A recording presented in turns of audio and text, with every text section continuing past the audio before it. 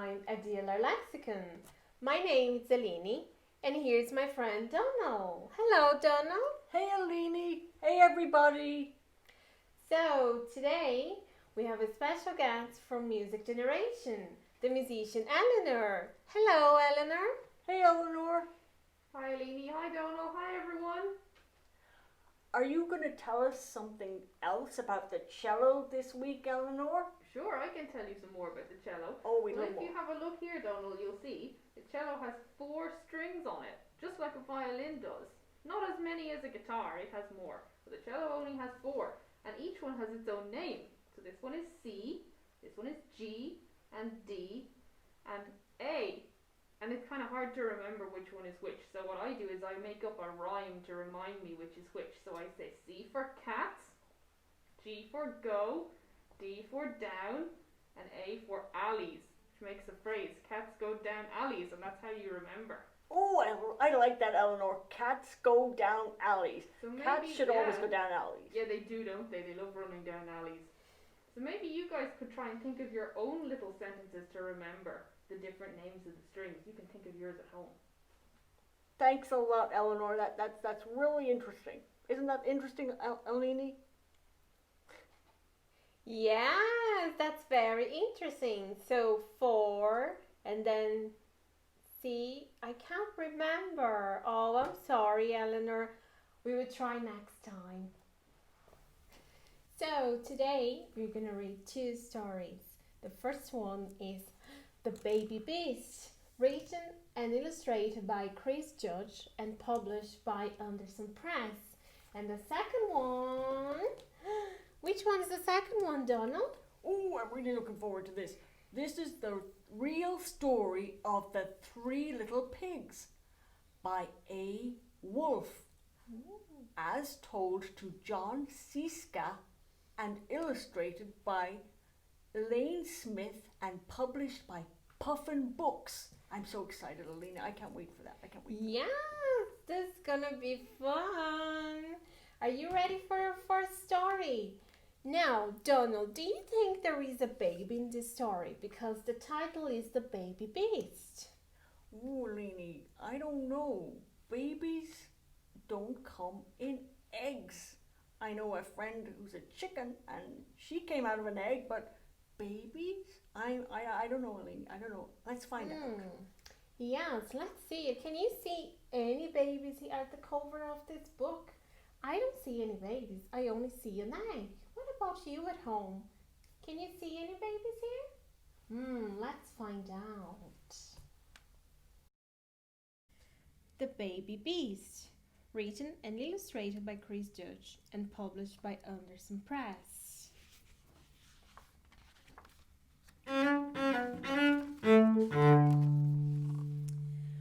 One fine spring morning, the beast opened his front door to get his newspaper. Ooh, what's there? But discovered a surprise waiting for him. It looked like an egg. The beast had never been given an egg before. And look, there is a tag attached to the egg.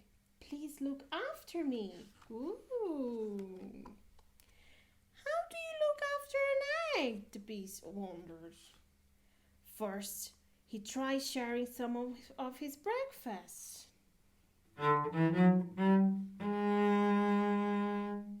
Can you give breakfast to an egg? Then he took it for a nice long walk. But the egg didn't seem to be enjoying itself at all. The poor egg looks very cold, doesn't it? Look, it's shaking. Doing his chores, the beast forgot about the egg and lost it. Almost.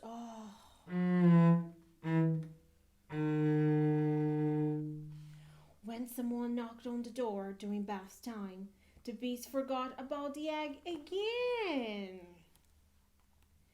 and dropped it. Ouch! Oh, the poor egg. Oh no! really was awful at looking after eggs. To say sorry, the beast took the egg on a trek up his favourite mountain. But when they stopped for lunch, things did not go according to plan. Oh no, what's happening now? Can you see the egg?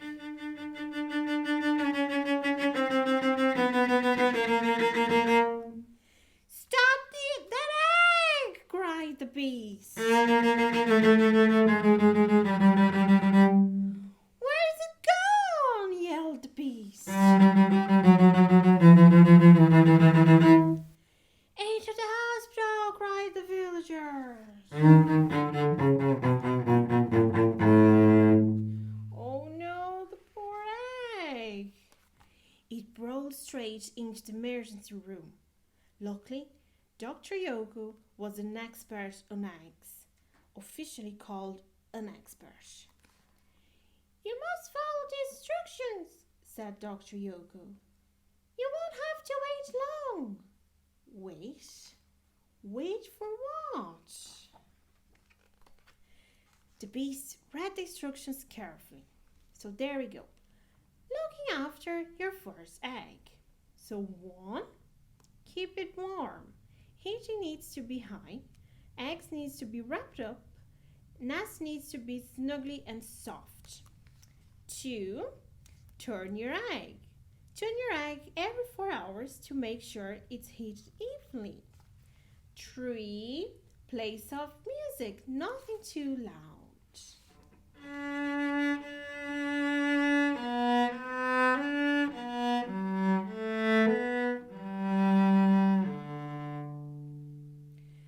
4, give it loads of love.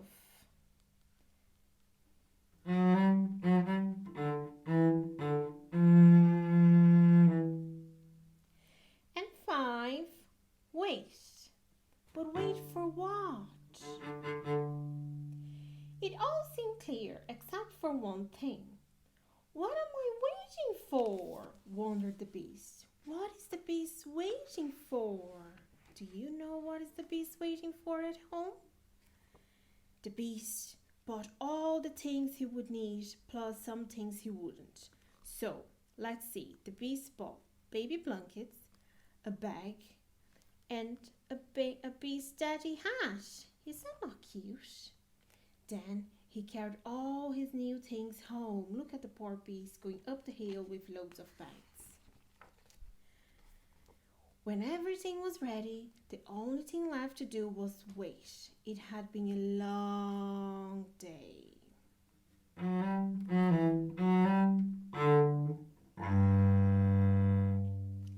And look, the beast is reading a funny book. What to expect when you are egg expecting. Ooh, what is egg expecting? The next morning, the beast opened his shut door to see the egg and got a nasty surprise. The shed had been burgled. Oh no! Look at the mess in the shed. And where is the egg? Oh, egg, sobbed the beast. You were heavy and you were hard work and you were often incredibly annoying, but I loved you.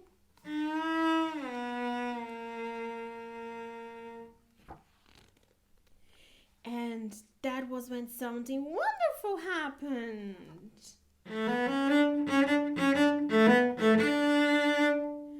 Oh, can you see what I'm saying now? Can you see the cute beast? The beast realized what, or rather who, had been waiting for.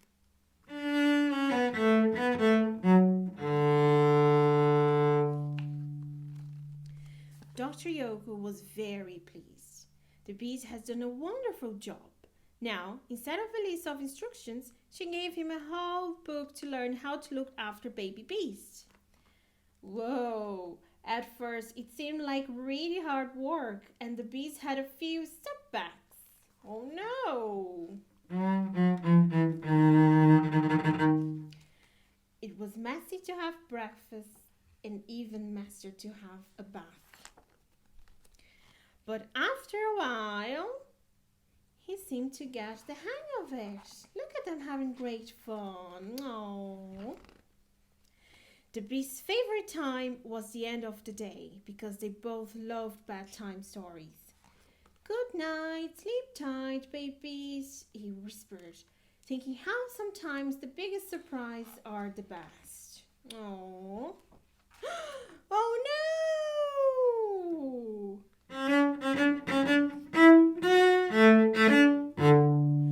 2 more eggs on the front door. The end. That was so cute. Did you enjoy that at home? Oh, I want to find an egg now. Did you enjoy that, Donald? I loved it, Aline, and I am so happy for the beast. Did you find a baby at the end of the story? Well, there was a baby beast, a little cute baby beast, and I think he looked after that egg so well, he deserved the baby beast. Well done. Yes, that was very cute. Now we are going for our second story, the true story of the 3 little pigs. Donald, do you remember the real story of the 3 little pigs? I do, Aline, and I think everybody remembers the phrase, he huffed and he puffed and he blew the house down. But I'm looking forward to hearing this version, as this sounds very good. Yeah, so are you ready at home? Are you nice and cozy, ready for the true story of the 3 little pigs? Let's go! The True Story of the 3 Little Pigs by A. Wolfe, as told to John Scieszka and illustrated by Lane Smith and published by Puffin Books.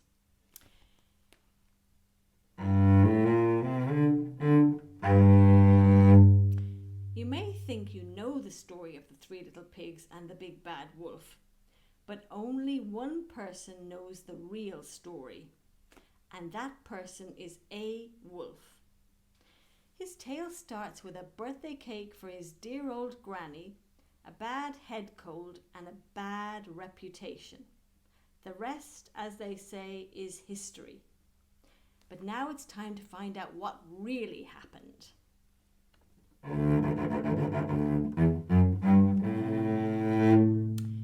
Everybody knows the story of the 3 little pigs, or at least they think they do. But I'll let you in on a little secret. Nobody knows the real story, because nobody has ever heard my side of the story.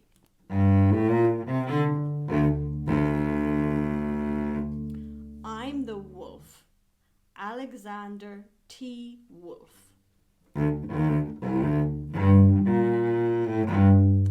You can call me Al. I don't know how this whole big bad wolf thing got started, but it's all wrong. Maybe it's because of our diet. Hey, it's not my fault wolves eat cute little animals like bunnies and sheep and pigs. That's just the way we are. If cheeseburgers were cute, folks would probably think you were big and bad too. But like I was saying, the whole big bad wolf thing is all wrong. The real story is about a sneeze and a cup of sugar. This is the real story.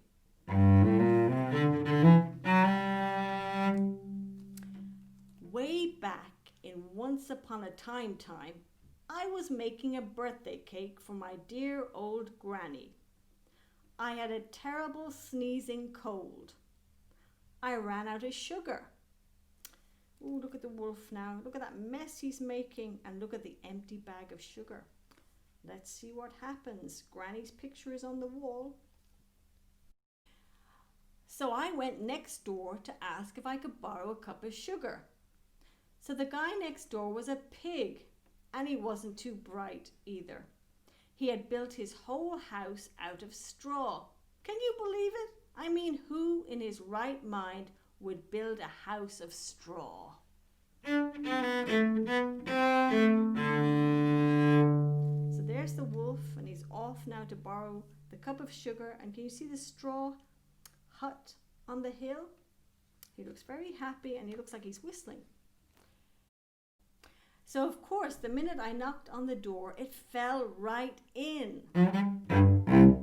I didn't want want to just walk into someone else's house. So I called, little pig, are you in? No answer. I was just about to go home without the cup of sugar for my dear old granny's birthday cake. That's when my nose started to itch. I felt a sneeze coming on. Well, I huffed and I snuffed and I sneezed a great sneeze. Achoo! And you know what? That whole darn straw house fell down. And right in the middle of the pile of straw was the first little pig, dead as a doornail. He had been home the whole time. It seemed like a shame to leave a perfectly good ham dinner lying there in the straw, so I ate it up. Think of it as a big cheeseburger just lying there.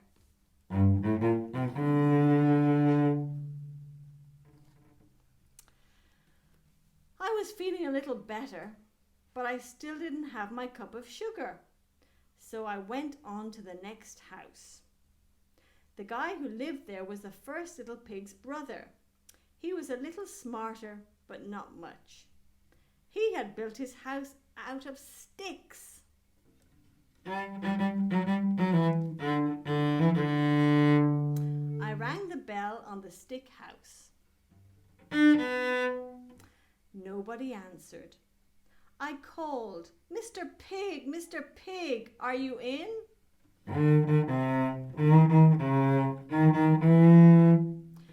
He yelled back, go away, wolf, you can't come in. I'm shaving the hairs on my chinny chin. I had just grabbed the doorknob when I felt another sneeze coming on. I huffed and I snuffed and I tried to cover my mouth, but I sneezed a great sneeze. Choo! And you're not going to believe it, but this guy's house fell down just like his brother's. When the dust cleared, there was the second little pig, dead as a doornail. Wolf's honor. Now you know food will spoil if you just leave it out in the open, so I did the only thing there was to do. I had dinner again. Think of it as a second helping. I was getting awfully full, but my cold was feeling a little better, but I still didn't have that cup of sugar for my dear old granny's birthday cake. So I went to the next house. This guy was the first and second little pig's brother. He must have been the brains of the family.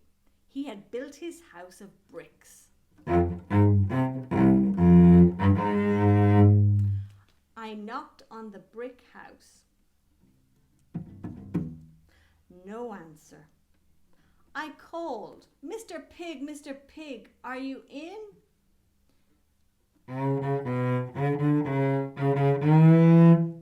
And do you know what that little rude porker answered? Get out of here, wolf. Don't bother me again. Talk about impolite. He probably had a whole sack full of sugar, and he wouldn't give me one little cup for my dear old granny's birthday cake. What a pig. I was just about to go home and maybe make a nice birthday card instead of a cake when I felt my cold coming on. I huffed and I snuffed puffed. And I sneezed once again. Achoo! And then the third little pig yelled, "And your old granny can sit on a pin."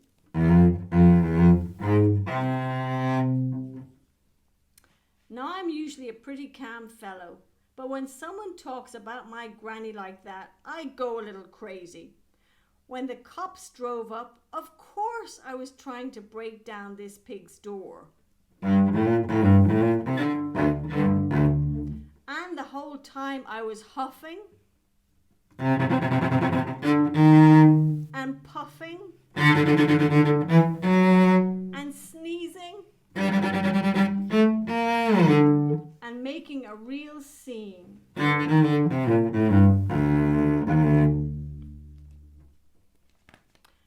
The rest, as they say, is history.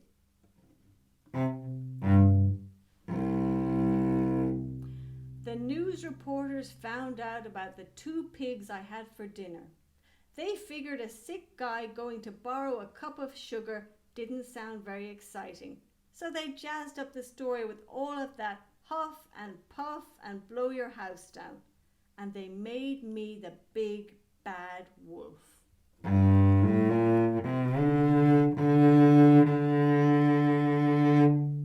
That's it. The real story. I was framed. But maybe you could loan me a cup of sugar.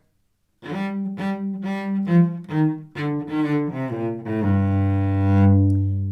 end.